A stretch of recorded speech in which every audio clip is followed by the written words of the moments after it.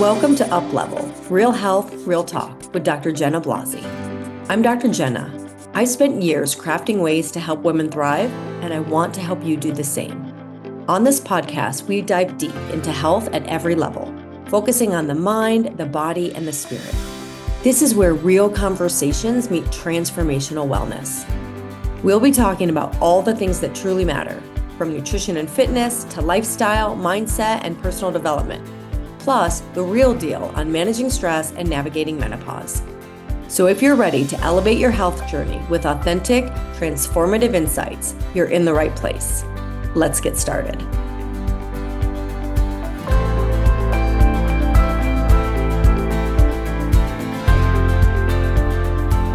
Hello, and welcome back to UPLEVEL. I'm Dr. Jenna, and today we're talking strength training for women who think it's too late. And we have a special guest, very excited today. We have a special guest. My coach, Monica, is joining us. Monica is a personal trainer and nutritionist with a master's in nutrition. And she specializes in helping women in perimenopause and menopause build strength, improve metabolism, and feel confident in their bodies. For the past 6 years, she's worked with women who feel like they've missed their window, and she shows them that it is never too late to see real change. So I am very excited to welcome Monica to the show today. Hello, Monica. Thanks so much for joining us. Hi, Dr. Jenna. Thank you for having me. I'm excited to be here and talk about this topic. I'm very passionate about it. Yeah, I've been talking a lot about strength training lately. And one of the things that I think a lot of women feel like is it's too late for them to build muscle. What do you see in the women who you work with?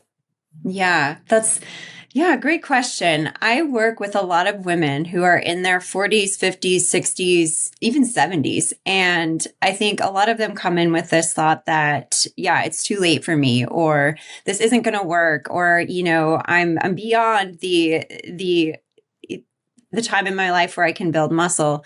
However, with consistency and just the right program, the body is very adaptable. It needs the right stimulus, right? And over time, women can definitely build muscle, gain strength, and improve their overall function, their body functions, as in regard to strength, at any age. It doesn't matter. Which is this is great news, everyone, all right? Because it doesn't matter if you're 20, 30, 40, 50, 60, 70, or 80. Like, if you haven't started, start now. So we're going to break this down. You mentioned consistency, which I want to dive into in a little bit of like what that actually means. Because I think for a lot of women, they don't know where to start.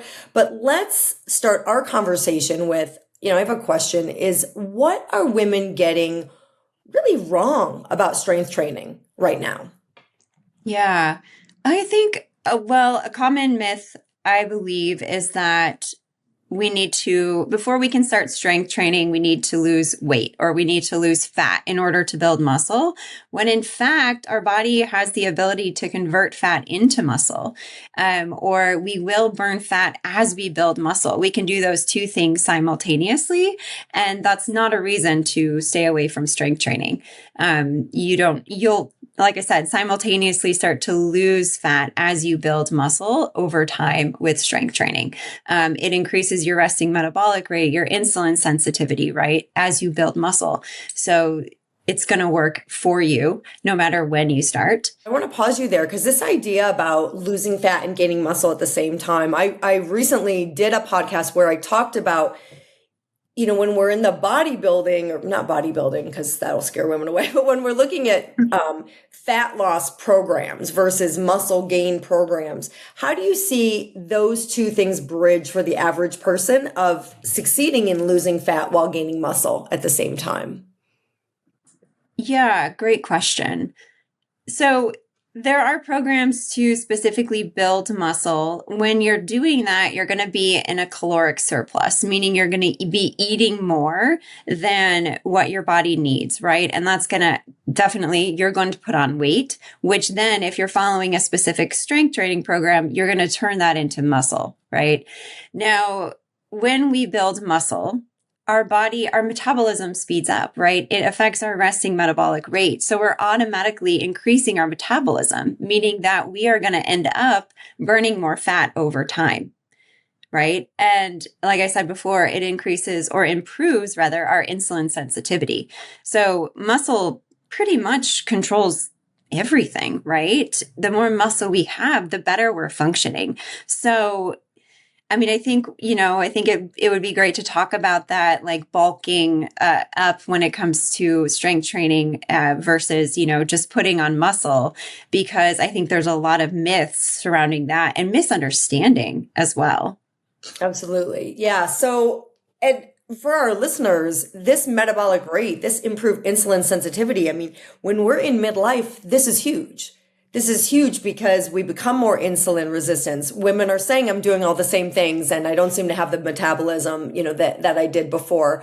So, and I know I've diverted the conversation a little bit because I think that it's an interesting conversation to look at losing fat and gaining muscle at the same time. You said there's a lot of myths around it. What are just a few that you see frequently perpetuated, either in this field or by women in their lives?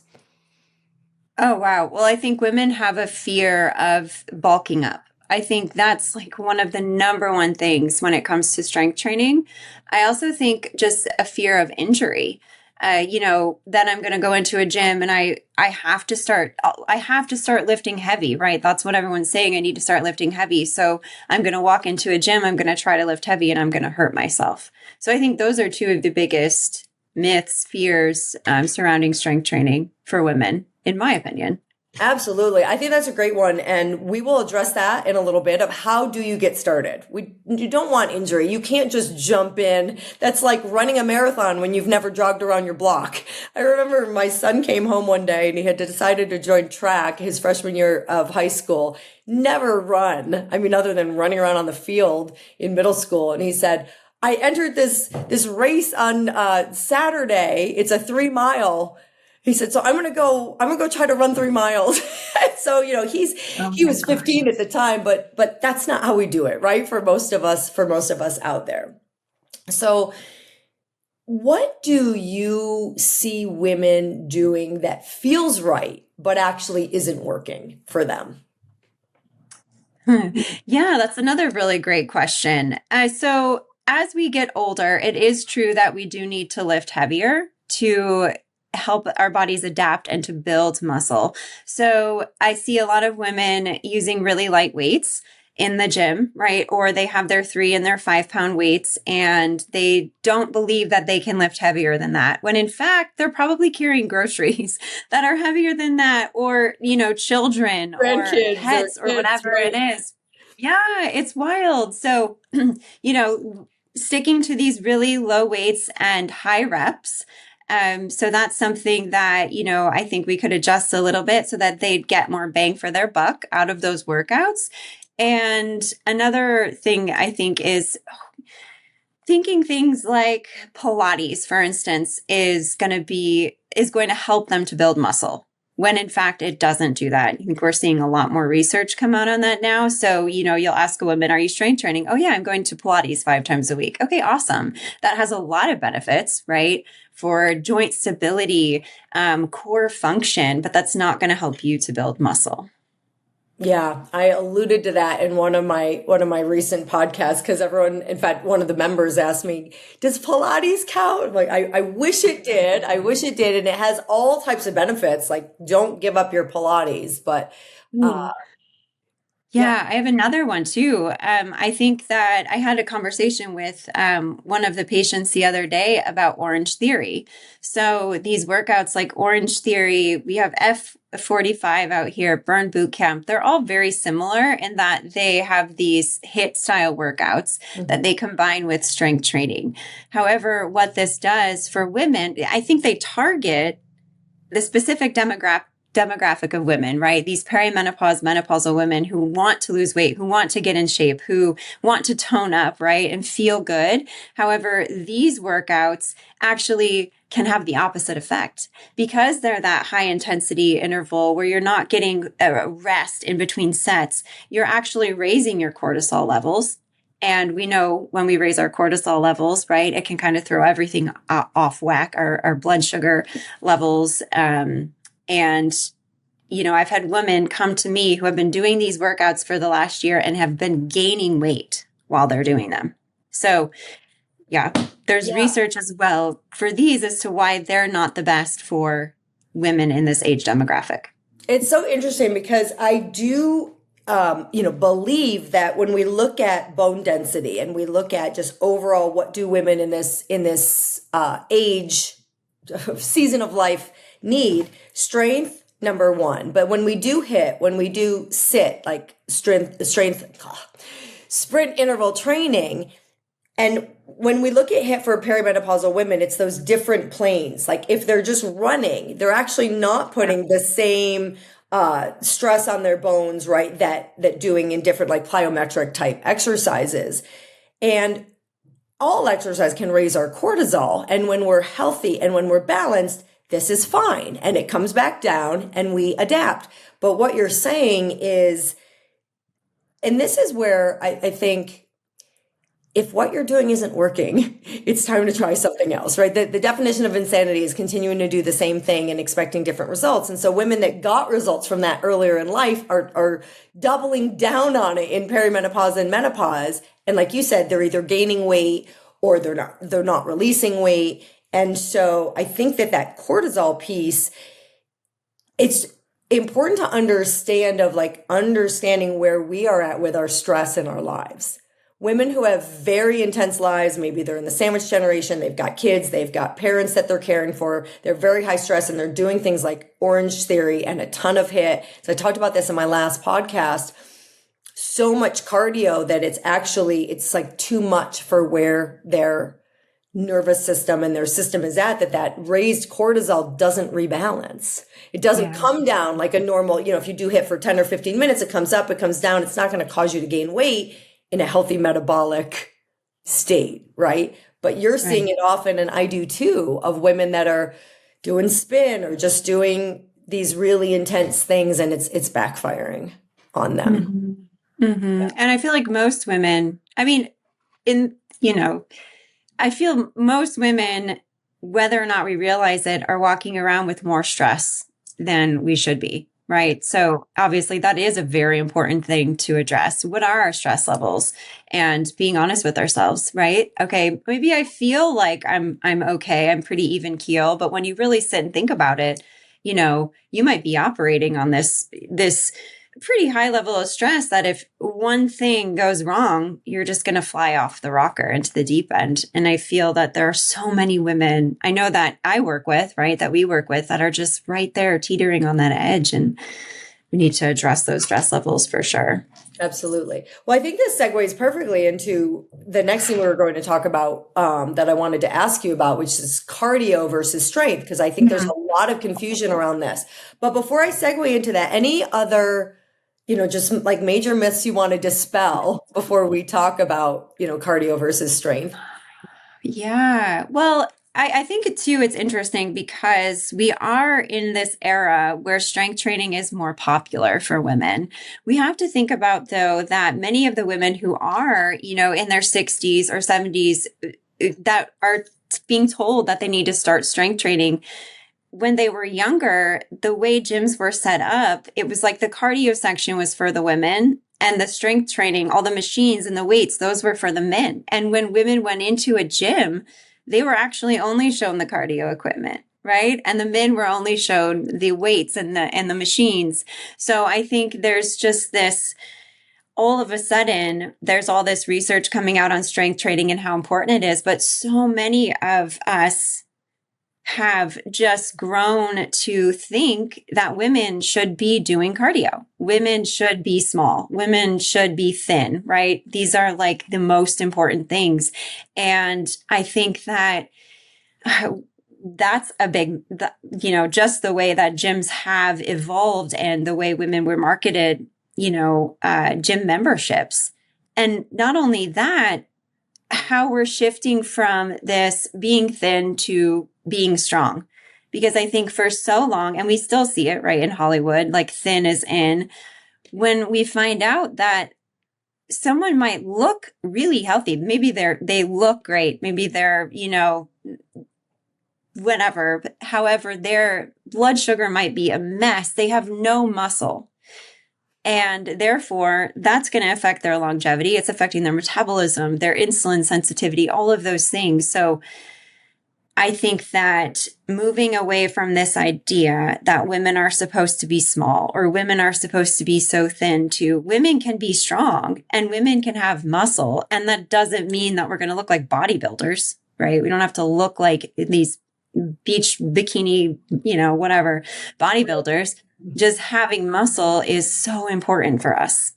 So important. Absolutely. And we're going to talk towards the end, we'll talk about why are women afraid to get in there and strength train. And I think this is a big point. It's like, I'm going to be bulky. I'm going to look like a man and all these things that like, it would take so much effort and probably a lot of extra testosterone and other things for that to happen. So yeah. You think that this is in large part why so many women default to cardio? Like, what are those the main reasons? Are there other reasons women default to cardio? And then what's missing when they do that, which I think we've already touched on a little bit, but. Yeah. Well, cardio is obviously excellent for our heart health, right? It can help with stress, but unfortunately, it doesn't help us to build muscle or prevent muscle loss. So, as we get older, after 30, we start losing our muscle mass. So it's really important we do everything we can to preserve that. So I think why have women been drawn to cardio? Well, I think it's just been the way that all the marketing out there that has shown women should look a certain way. And in order to achieve that aesthetic, it's running, it's spin classes, it's, all the cardio. And in fact, if women were to shift from cardio to strength training, and I've seen this with women I work with, they see more improvements in their body and their appearance, right? They might not be going for that, but they're going to see more of that than they would if they were just doing cardio on its own, right? So strength training. So also cardio, right? You burn calories in the moment, right? Some people say, well, when I do cardio, I burn, 500 calories in a spin class and I only burn 150 when I'm doing 30 minutes of strength training. But you're building muscle and over time, because you have that muscle, because you are strength training, your metabolism is improving. You're burning more calories over time. Whereas cardio, you're burning those calories in that instance and that's it. That's it. You're done. Right. Yeah. Yeah. It's like, do you want to have the music playing all day long or just for the 60 minutes or, that you're working out? And that's where, the muscle is working all day. And I think it's a really important point that you brought up. Cardio can help stress. I mean, we work with a lot of women that like running is their stress release and they're trail running or they're road running or whatever it is. And so I always said, I never want to tell a woman, stop doing something you love, right? If somebody loves running, we're not going to tell you to stop. But if you're trying to change your body and improve your longevity and improve your long-term health, we've got to start to incorporate other things. And so if you run 5 days a week, okay, let's strength train 3 days a week and you can still run 2 days a week. Or, again, I don't want to get into the logistics. That's where you work with someone to like you, Monica, to help you figure out what is that balance. Right. But I feel like people are going to go, well, that's a contradiction. How can it lower my stress, but it also raises my cortisol? Mm-hmm. And that's where I think some of these myths weave in is finding that balance. If it actually helps you manage stress and your cortisol is down for the rest of the day because it was a huge meditative thing for you, that's different. But what we're seeing is really key is we see a lot of burnout, right? We see women who are burnt out and they're getting no results. And so like you said, when they switch to strength, they're often going to get better results in body composition, which may or may not be their goal. I would say right or wrong, there is no right or wrong. Most of the women we work with, improved body composition is a goal, but also improved health and longevity and insulin management and all of these things. And so that muscle loss is real. And after 30, you start losing muscle that gets high around menopause. And then peak that I don't want to say peaked, but gets even higher at 70 years old. And so reminding all our listeners that just bringing back the theme, it's never too late. And we're gonna discuss those fears of getting bulky, but yeah, we see a lot of women going, strong is the new skinny. Yeah. Entering, I just really want to stress for everybody, entering menopause, entering 50s, 60s, 70s, frail is like one of the worst things you can do for your health. And without muscle, you will be frail. So, as you said, calorie or cardio burns while you're doing it. Strength actually changes your metabolism, helps your insulin resistance, more muscle, better metabolism, better longevity, better bones, better all the things. So, let's talk about how to make it practical for women and how to start safely. Anything else you wanted to say about the cardio versus strength? Oh my gosh. I feel like I have There's so so many much different things to say. we could do a whole episode on every one of these topics that we're covering. Yeah. I mean, I love I grew up a runner, so cardio was always my go-to. And it wasn't until I injured myself that I shifted to strength. And once I started that, I'm like, wow, why haven't I been doing this the whole time? Not only did like my body change in positive ways, but I could actually run better after I started strength training, right? So, and I think for, all of the women that are older and maybe have that fear of getting started, I always remind them, you want to be able to pick up your grandkids or grocery shop by yourself. Simple things like reaching up into the cupboard to pull something down, or carrying groceries, or getting up and down off the toilet. That's a squat. We have to have muscle to do those things. So thinking more in terms of, oh, I want to be able to function well as I age, I think helps with the mindset when it comes to strength training, or getting started rather. Absolutely. I love that. Function, and optimization. Mhm. So, how do they start safely? What Yeah. what would this look like? Yeah. So I usually tell women, if they're very new to the gym, right? Maybe it's been years, or they're just very hesitant. I know there's a lot of intimidation walking into a gym where there's a lot of people now with their cell phones.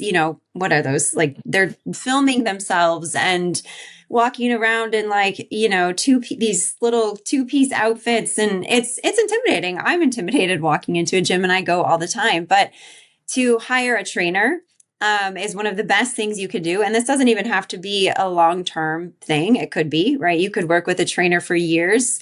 However, when you're first getting started, using a trainer for a few months or even a few sessions, right? Whatever's in your budget, it's such a great investment.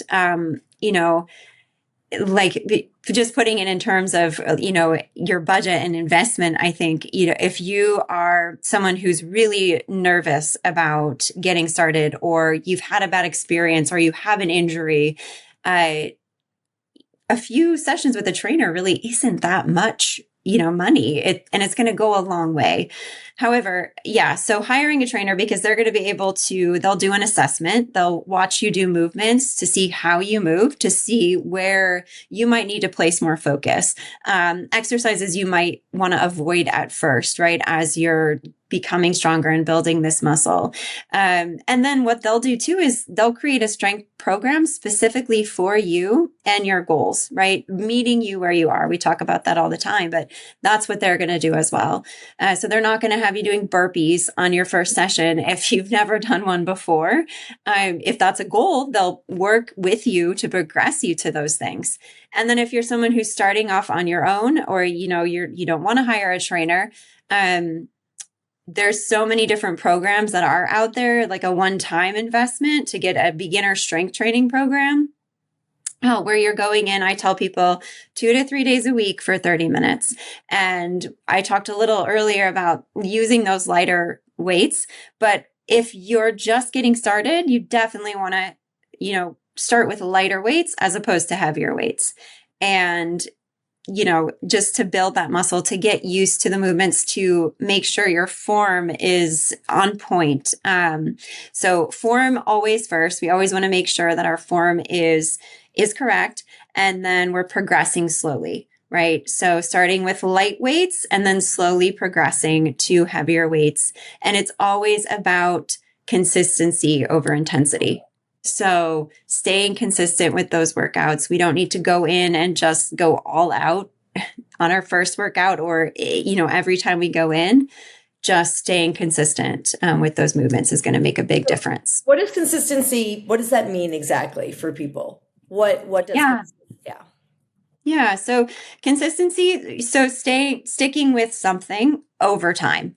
So, with strength training, in order to see progress, you're going to have to stick to those 2 sessions, at least 2 sessions a week, ideally 3 sessions a week for a long period of time, right? We're not going to see changes in body composition in 4 weeks. We might start to see just small progressions in how our form is. Maybe we're increasing weight a little bit, but consistency meaning the more we do something, right? The more we stick with something, the more progress we're going to see. So week 1 could look like 2 days a week, maybe 3 ideally, 30 to 40 minutes, and they're starting light, and then they're trying to stick with that minimum of 2 to 3 a week and progressing over time. Yeah. Yeah. Yes. You mentioned the 2 to 3 pounds. You said this earlier, and I meant to, I don't remember if I told this story in a podcast or somewhere else, but I used to teach fitness classes in Scottsdale, and these women would come and they would never go above their 2 to 3, maybe 5-pound weights week after week after week after week. And they were just had this idea in their head they would get bulky if they did more, but they weren't progressing and they were just working within their comfort zone. And change doesn't happen in our comfort zone. And we don't build muscle staying comfortable. Would you agree? Oh, absolutely. Yeah. We have to, any change requires us stepping outside of our comfort zone, right? It requires intention. It requires consistency again. It requires us to push ourselves a little bit. So yeah, 100%. And yeah, over time. So, you can get a great workout, doing like a total body workout, strength training 3 days a week. That's ideal. People don't need to be in the gym 6 days a week or 5 days a week. It can be as simple as 2 to 3 days a week. And you'll see progress. I'm doing right now. I used to do strength 3 days a week, sometimes 4, and then I would do HIIT or sit or Pilates or yoga on alternating days. And right now where I'm at just with my body and what it wants is I'm just doing the strength right now. I add some power moves, maybe some HIIT in it, but my nervous system right now is like, let's just build muscle and not be, that consistency over intensity. And for everyone to realize that like it changes. And I want to come back to the idea of hiring someone. When you hire somebody like Monica, and we've actually been developing, what can we offer above and beyond for our program members who want to go deeper with a strength trainer, because what you said, Monica, is so important. Goals. Everybody has different goals. Sometimes people will say, hey, Dr. Jenna, I'm interested in, one of your wellness programs. What will that look like for me? And it's like, I can't answer that question because I don't know what your goals are. And I don't know where you're starting. And that's why I sit down and have a conversation, and have a session with people for roughly an hour. And when you hire a trainer and you get that the assessment is, where are you at? Are you advanced and you're looking to enter a fitness contest? Are you just starting out? And most of you are maybe in between, but maybe some of you are just starting out. And so where are you at? Where do you want to go? Are you just starting out and you want to end up on a fitness stage? That's not most of you, right? Are you just starting out and you want to be able to pick up your grandkids? And that's the main thing. Are you just starting out and you want to just feel good in your body and look good and be strong and be able to do these functional movements? So everybody is different starting place and goal. And this is the benefit of working with someone, as Monica said, when you said, and I to your point, everybody's in a different situation as well, like financially. Now, I believe where there's a will, there's a way. And the bottom line is we're either paying now or we're paying later, for our health, for our strength, et cetera. And we can always kind of move things around and figure out where do we want to allocate our resources, not just money, but time, effort, et cetera. Where do you get the best return?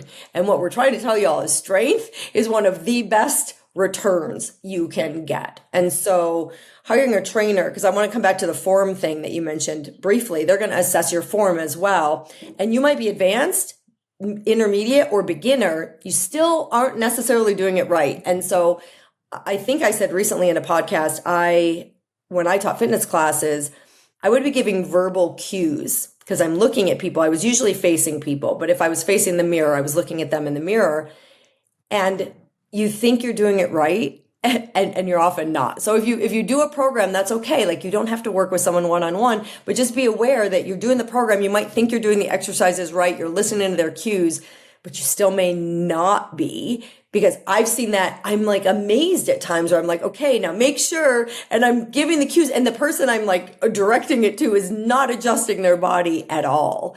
And so, I would ask of you of like, what mistakes do you think they should kind of like avoid immediately? Like, what do you see common mistakes when people are maybe trying to like DIY their fitness, dive in? Yeah. I would say choose a program that's probably less advanced than you think you need, right? So like very beginner. There are certain movements that any good beginner program is not going to have you lifting heavy straight out of the gate, right? There are movements like, let's say, a deadlift, where it's a very complicated movement. So any program that has you doing deadlifts right away, I'd stay away from that. We want to look at covering the basic movements. So we want to make sure we are working on core stability, balance, right? That's going to be a big one.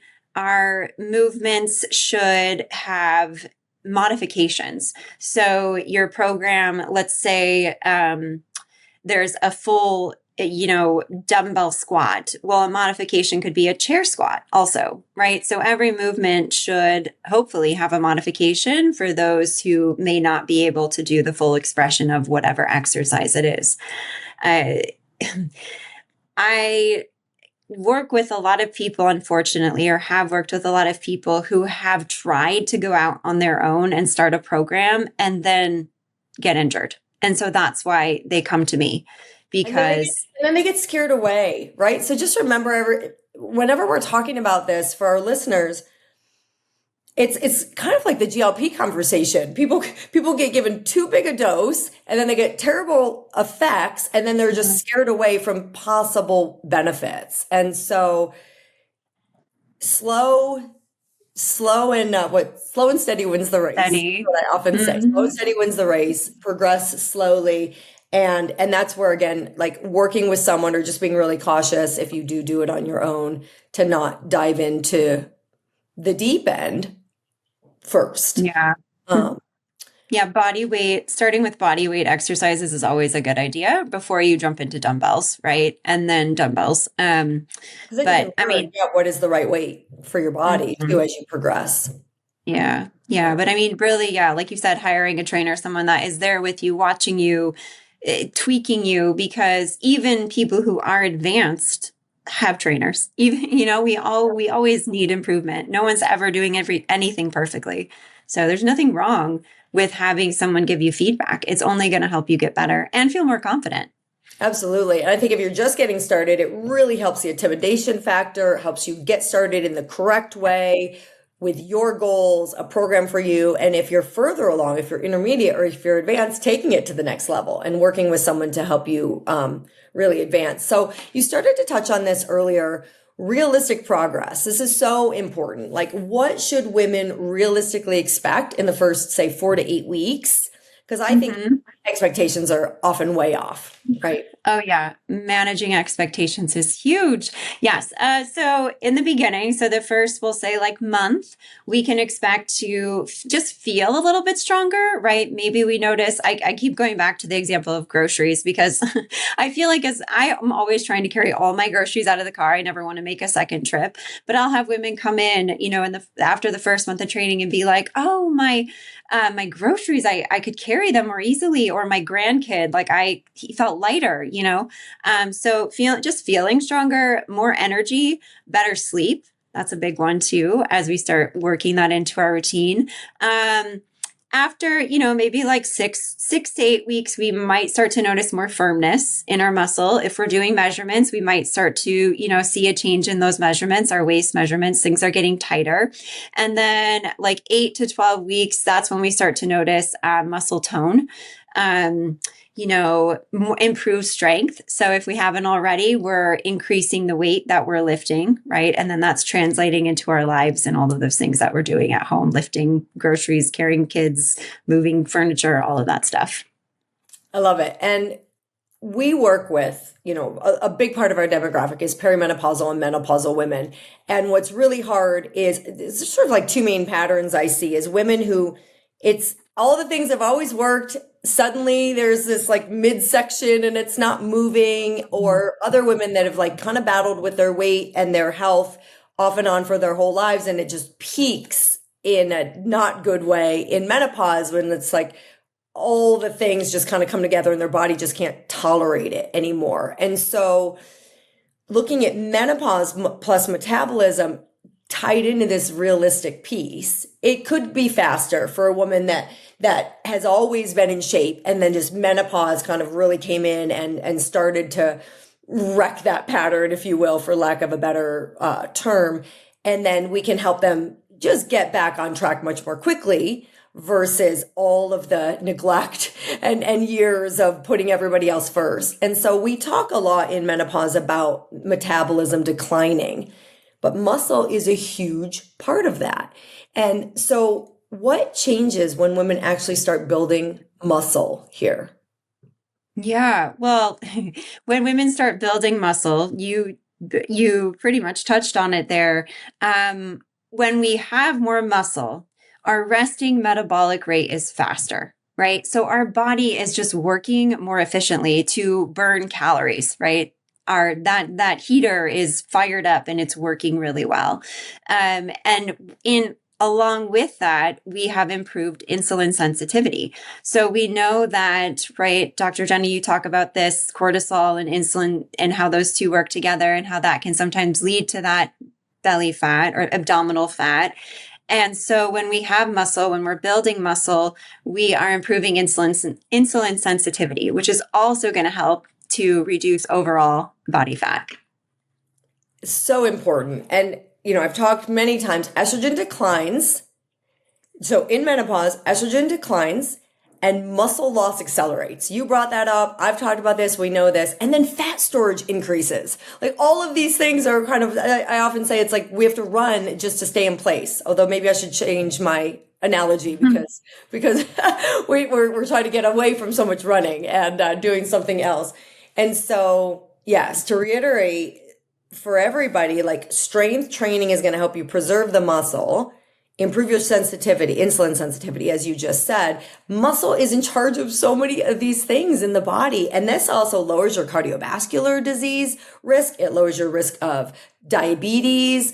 The problems with insulin resistance are vast. So we've spent a lot of time covering myths, why you should strength train, the benefits of strength training, how to actually get started, what you should realistically expect. So women, are you still feeling afraid of lifting? So Monica, why should women stop being afraid of lifting? I think you've covered it a bit.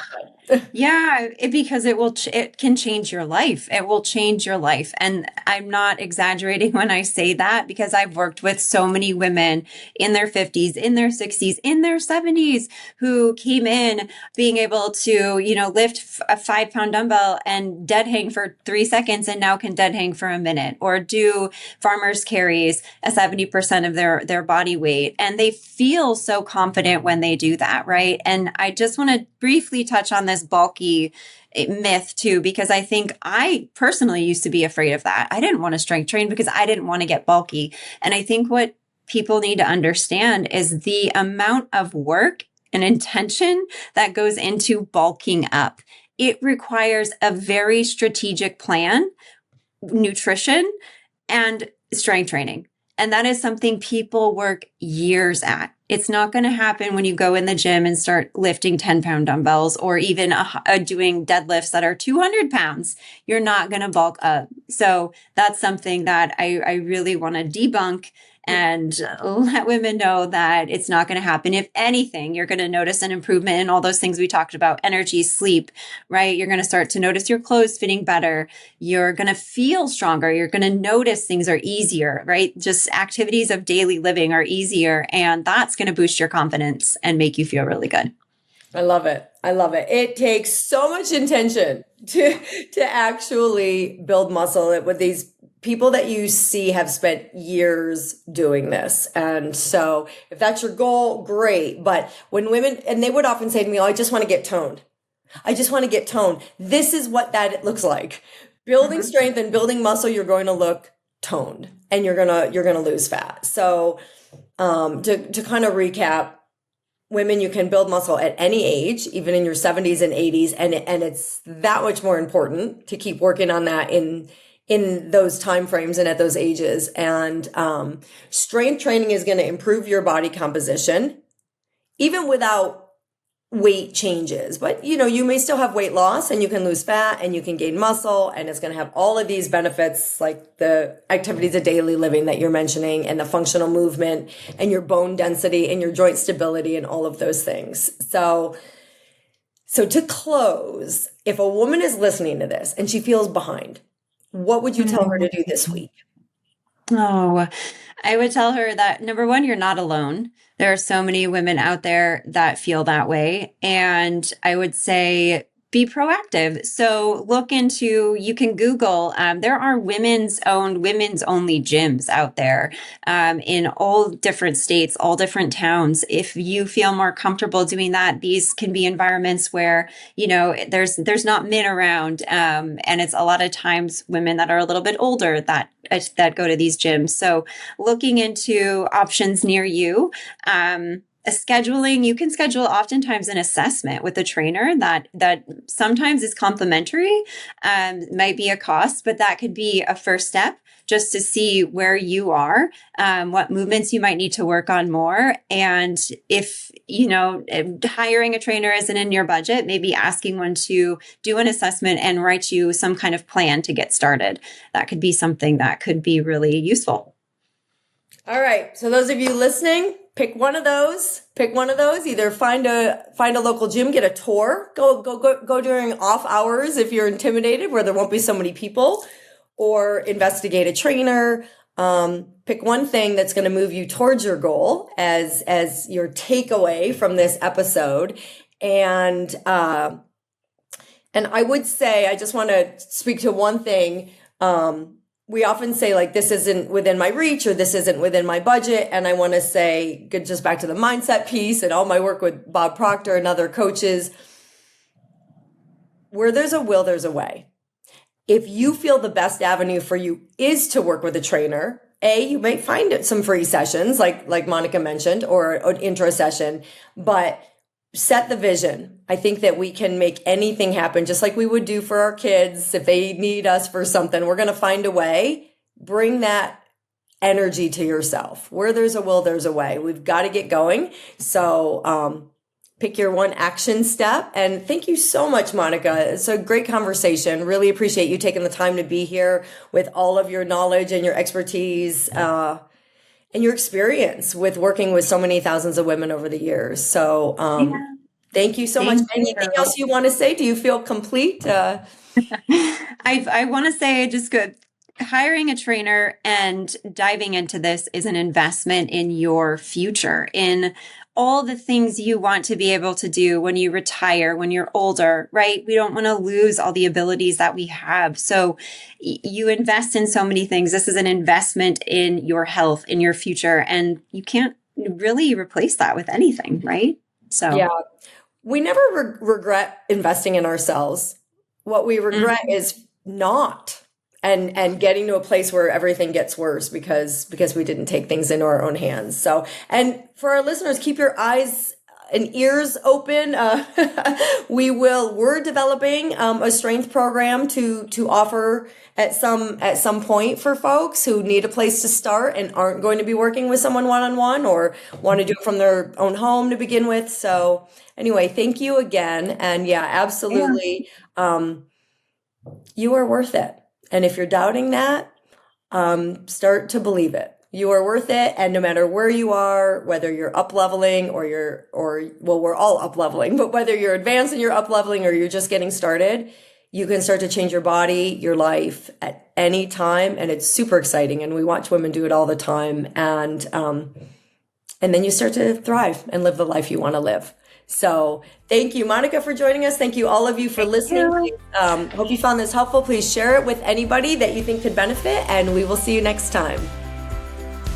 Thank you for joining me on this episode of UPLEVEL, Real Health, Real Talk. I hope today's conversation inspired you to take the next step in your health journey, one that nourishes not just your body, but your mind and spirit as well. Don't forget to subscribe so you never miss an episode. And if you found value in today's episode, please leave a review. Until next time, keep learning, keep growing, and keep thriving. And remember, true wellness is a journey, and you are on the right path.